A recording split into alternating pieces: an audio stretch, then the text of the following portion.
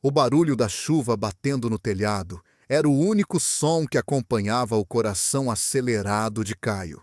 Ele segurava o celular com as mãos trêmulas, encarando a mensagem que mudaria tudo. Eu contei para ele: "Me perdoa." Por um segundo, o mundo pareceu parar. O nome de Gabriel piscava na tela, e Caio sentiu o ar sumir. O segredo que eles guardavam há meses, os encontros escondidos, os olhares roubados na faculdade, as promessas sussurradas, agora estava nas mãos erradas. Nas mãos de Rafael, o irmão mais velho de Caio, conhecido por sua intolerância e temperamento explosivo. O toque na porta veio logo depois. 3 batidas secas, sem hesitação. "Abre, Caio." A voz de Rafael soava fria, contida demais para ser segura. Caio não respondeu. Sabia que, se abrisse, veria nos olhos do irmão não apenas raiva, mas vergonha. Aquela vergonha que não era dele, mas que sempre o faziam carregar. De repente, o som de chaves. Rafael tinha uma cópia. A maçaneta girou, e Caio recuou instintivamente. "Então é verdade, né?" Rafael disse, encarando o irmão. "Você e aquele garoto..." Caio tentou falar, mas as palavras se engasgaram. "Não é do teu respeito. É sim, quando a nossa família vai virar piada por tua causa." O tapa veio antes do silêncio. E o silêncio, depois, foi ainda mais violento. Caio não chorou. Apenas ficou ali, parado, olhando para o chão, sentindo o gosto metálico da humilhação. Quando Rafael saiu, batendo a porta, Caio pegou o celular de novo. Uma nova mensagem de Gabriel. "Ele ameaçou contar para tua mãe. Eu tô com medo." O medo agora era mútuo. Naquela noite, Caio não voltou para casa. Andou pela orla de Belo Horizonte, onde o reflexo das luzes se misturava à chuva. Pensou em desaparecer, em fugir para longe. Mas sabia que o problema não era o lugar. Era o que o mundo via quando olhava. No dia seguinte, a notícia já corria pela faculdade. Risadas abafadas, olhares de canto, comentários disfarçados de piadas. Gabriel evitava-o, e Caio sentia o peso da traição misturado ao medo de encarar o próprio reflexo. No banheiro, alguém havia escrito na parede: "Viado enrustido." Ele passou o dedo sobre a tinta ainda fresca e pensou em como uma palavra podia ferir mais do que qualquer tapa. Naquela tarde, recebeu uma ligação da mãe. A voz dela estava tensa, cansada. "Caio, teu irmão me contou. Isso é verdade?" O silêncio do outro lado da linha foi suficiente para quebrar algo dentro dele. "É, mãe, é verdade." Ela não respondeu de imediato. Apenas suspirou. "Então não volta para casa hoje. Teu pai não quer te ver." A ligação caiu, e Caio ficou ali, parado, olhando nada. Pela primeira vez, percebeu que ser ele mesmo custaria caro. Talvez mais caro do que estava pronto para pagar. Mas no fundo, entre a dor e a vergonha, havia algo que nem o medo podia apagar. A certeza de que amar não era crime. E que um dia, de algum jeito, o mundo teria que entender isso. Nos dias seguintes, Caio se tornou um fantasma na própria faculdade. O riso parava quando ele passava. Os amigos se afastavam sem dizer palavra. Até os professores o tratavam com uma delicadeza desconfortável, como quem não sabe onde pisar.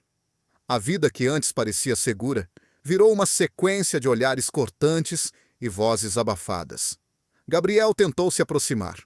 Mandava mensagens, esperava por ele na saída das aulas, mas Caio o ignorava. A dor ainda era recente demais, e o medo maior que qualquer saudade. Uma tarde, Gabriel o alcançou no estacionamento. "Caio, por favor, me escuta. Eu não queria que o Rafael soubesse. Ele me ameaçou. Disse que ia contar para todo mundo." Caio virou o rosto, sem conseguir encará-lo. "E você contou mesmo assim." Gabriel abaixou a cabeça. "Eu estava com medo de perder tudo. E eu perdi tudo por tua causa." Caio saiu andando, deixando Gabriel parado sob o sol, com a expressão de quem finalmente entendia o peso do que tinha feito. À noite, Caio procurou abrigo na casa de Luan, um colega que havia deixado claro que não se importava com os boatos. Lá, encontrou silêncio e um colchão velho no chão. E pela primeira vez em dias, um lugar onde podia dormir sem medo. Mas o descanso não durou. Rafael apareceu na portaria no dia seguinte, exigindo vê-lo. O segurança tentou impedir, mas Caio decidiu encarar. "O que você quer agora?" "Mamãe tá mal. Ela chora o tempo todo. Você destruiu nossa família, Caio." Aquelas palavras feriram mais que o tapa. Ele percebeu que, para o irmão, amar alguém era o mesmo que cometer um crime. "Eu não destruí nada. Só deixei de fingir." Rafael ficou em silêncio. Depois saiu, batendo a porta com força. Caio sentou no chão e ficou ali, imóvel, sentindo o peso de algo que já não podia voltar atrás. Os dias seguintes foram uma mistura de cansaço e resistência. Ele arrumou um trabalho simples num café do centro e começou a pagar o aluguel do quarto.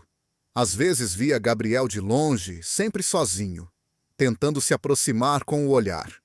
Mas Caio desviava. Numa noite chuvosa, um grupo de colegas entrou no café. Um deles o reconheceu e começou a rir. "Olha só, o viadinho agora serve café." O riso ecoou, e Caio congelou. Por um instante quis desaparecer, mas a voz do gerente o salvou. "Saiam daqui. Agora." Depois que o barulho cessou, o gerente se aproximou e disse baixinho: "Não abaixe a cabeça, garoto. O problema não é teu." Essas palavras ficaram com Caio por dias. Pela primeira vez, alguém não o olhou com pena, mas com respeito. Algumas semanas depois, ele recebeu uma carta anônima deixada na porta do café. Reconheceu a caligrafia de Gabriel. "Não quero teu perdão. Só quero que tu fiques bem." Caio não respondeu, mas guardou a carta, porque, apesar de tudo, havia algo dentro dele que ainda acreditava em recomeços. Mesmo que o mundo parecesse desabar, ele começava a entender que viver sua verdade era o primeiro passo para reconstruir o que restava. Naquela noite, olhando a cidade pelas janelas do ônibus, Caio pensou que talvez um dia pudesse voltar para casa, não para pedir perdão, mas para mostrar que o amor, apesar de tudo, sobrevivia. O tempo passou e Caio começou a se sentir menos invisível. No café, os colegas já o tratavam com naturalidade. Um grupo pequeno de amigos se formou, gente que não se importava com quem ele amava, apenas com quem ele era. Pela primeira vez, ele ria sem culpa.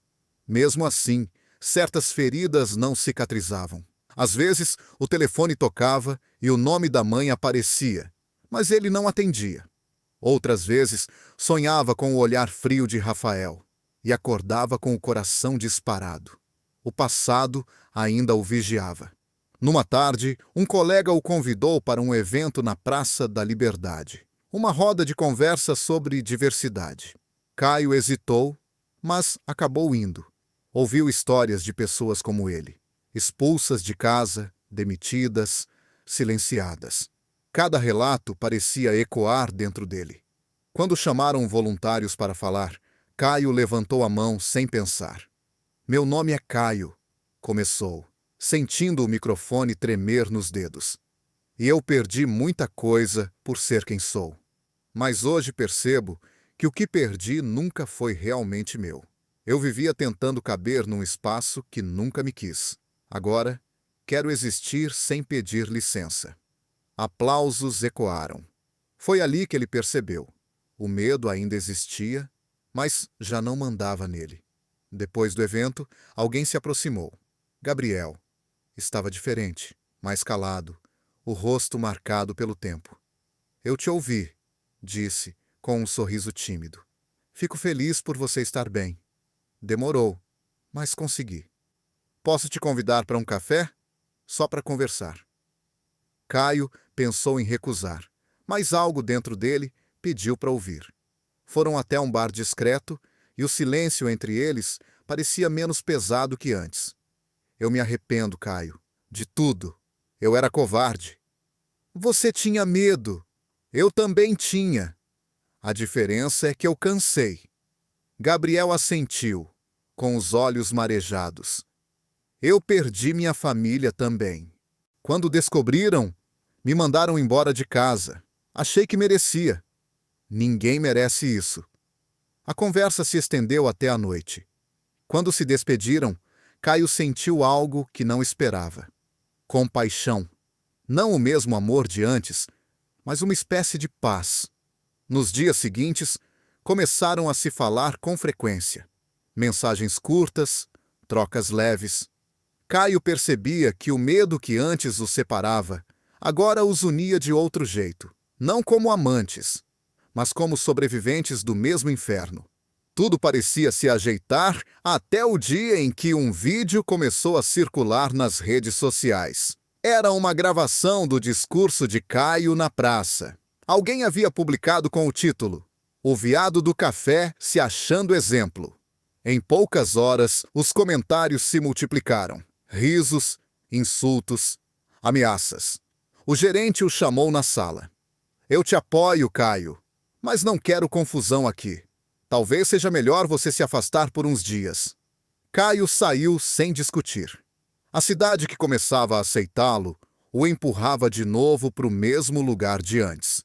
O do silêncio. Naquela noite, sentado no ponto de ônibus, recebeu uma mensagem de Gabriel. Não deixa eles te calarem. Eles têm medo de quem vive sem vergonha. Caio olhou a tela por alguns segundos e respirou fundo. Pela primeira vez, não sentiu raiva. Só a certeza de que o amor, em qualquer forma, ainda era a sua resistência. Nos dias seguintes, Caio se trancou em casa, evitando sair. O vídeo continuava se espalhando, e com ele vinham as mensagens anônimas, algumas cheias de ódio, outras disfarçadas de conselhos. No começo, ele tentou ignorar. Depois, percebeu que o silêncio estava começando a lhe roubar de novo a coragem que levou anos para construir. Certa manhã, enquanto caminhava pela rua, ouviu um grupo de rapazes comentando em voz alta. "Olha o famoso do vídeo aí, o viadinho do café."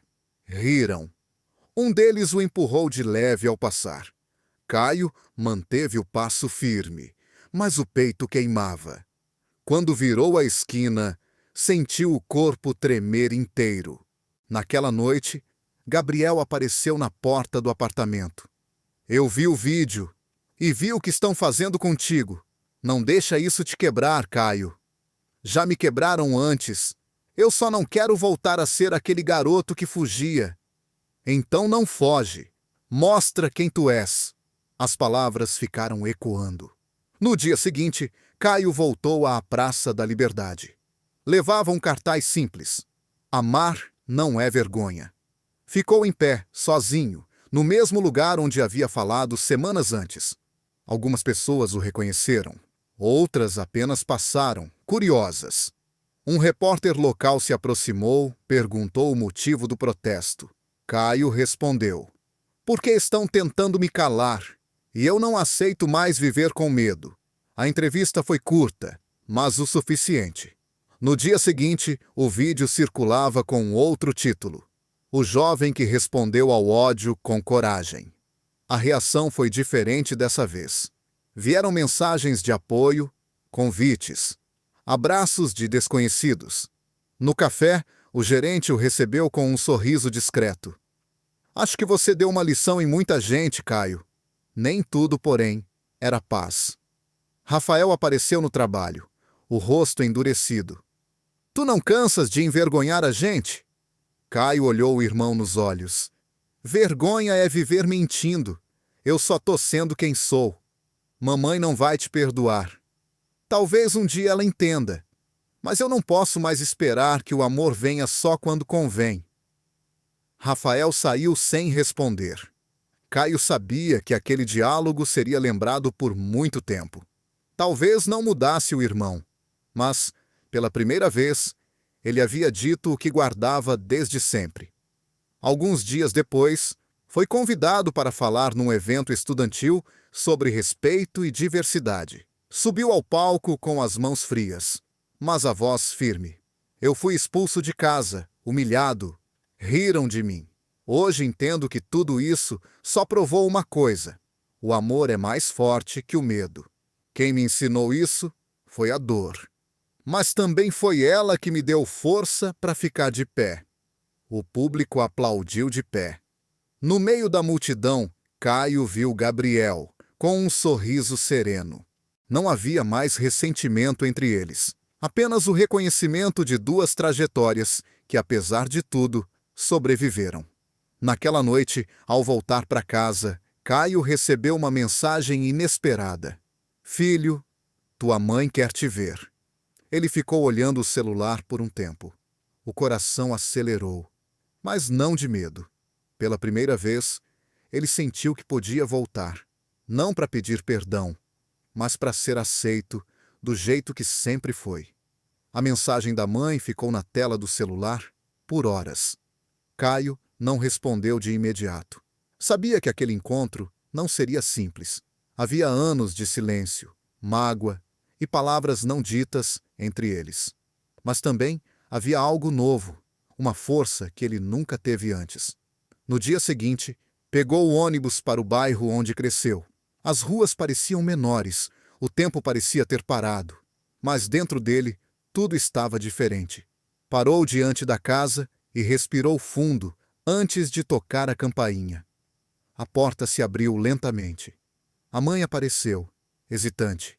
O rosto mostrava o cansaço dos anos, mas o olhar era o mesmo. Oi, mãe. Ela ficou em silêncio por alguns segundos.